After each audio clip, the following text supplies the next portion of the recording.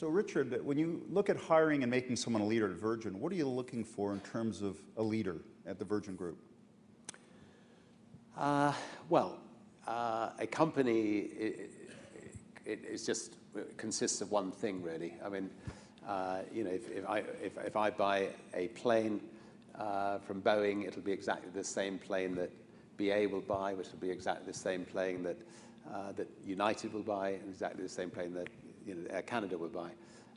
So what is a company? A company is the people that are working inside that plane, the people that are working on the ground.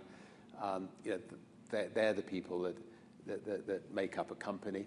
They either make this company exceptional or average.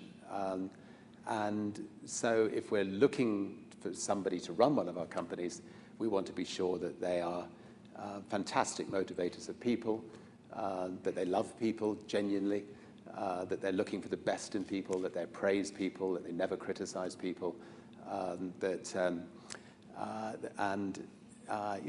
they treat the junior staff as importantly as their fellow directors, if not more importantly. And I think that's what sets a good company apart from a bad company. Now, you need to give those people the right tools. You need to make sure that all the little details of you're painting a picture. If you're setting up an airline, every single little detail needs to be right, so that those people who are working for that company can be really proud of that company.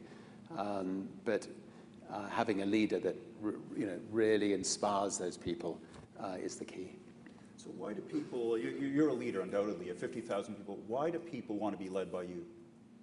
Hopefully because I've found, perhaps one of the things I can do is I've found people around me who are the kinds of characters that I've just painted the picture of. I mean, who are great motivators of people, and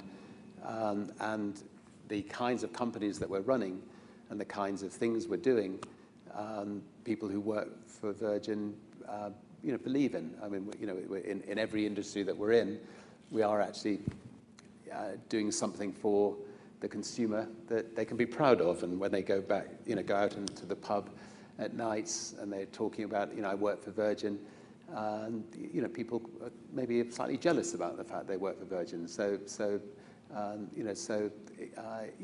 almost a sort of self. Colleague Mike is wondering, when you're evaluating new opportunities to bring them into the Virgin fold, what are you looking for? Well, I think there's no point in us going into something unless we can really shake up an industry, make a major difference, unless it's going to enhance the Virgin brand. If there's any danger of it damaging the brand in any way, even if it's going to make us a lot of money, cigarette companies or something like that, we wouldn't do it. And because life's short, we want to enjoy the experience. So, I mean, we're not, I've never, very rarely have I actually sat down and thought, can we make a lot of money by going into this industry? I think it's important for leaders to, not worry about being seen to let your hair down, not worried about, getting out and getting drunk with your staff, most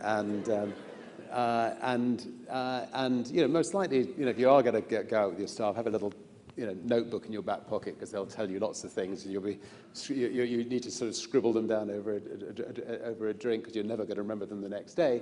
But anyway, that kind of attitude, I think, is important.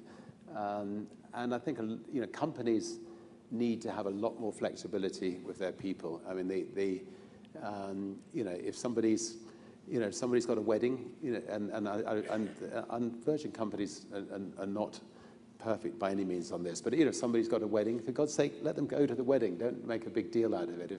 If somebody's died, let them take a few days off. Just being human with people.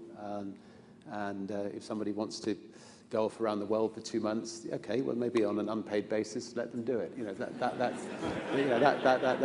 But that sort of flexibility, I think, is incredibly important, because most of our time we spend at work. And I also think it's important to realize that you don't have to be able to fly a plane or or change the nuts and bolts on the engine to go into the airline business. You don't have to be an expert at the airline business. What you have to be good at is good with people. You have to be very good at finding wonderful people to run your companies. And I think early on I realized that if I could run one company well, I could run any company. It was just up to me to make sure I got the best people to run those companies, and made sure that they were properly incentivized, properly motivated, and given quite a lot of freedom to go ahead and make good things and make mistakes.